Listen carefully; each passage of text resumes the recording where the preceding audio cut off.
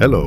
Mister Verma, હું cyber crime ડિપાર્ટમેન્ટમાંથી બોલું છું. તમારા આધાર અને મોબાઈલ નંબરનો એક ફાઇનાન્શિયલ ક્રાઇમમાં ઉપયોગ થયો છે. શું?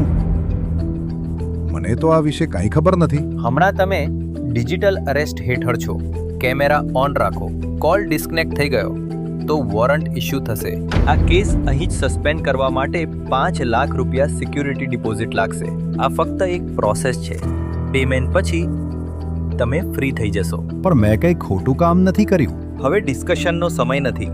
બેંક એપ ખોલો. કેમેરા ઓન રહેશે. કોઈ સાથે વાત નહીં.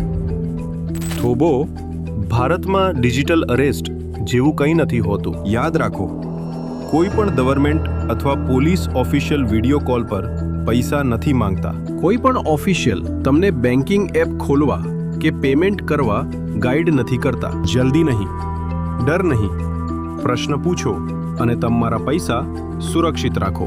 ફ્રોડની ફરિયાદ કરવા માટે 1930 પર કોલ કરો અથવા www.cybercrime.gov.in ની મુલાકાત લો.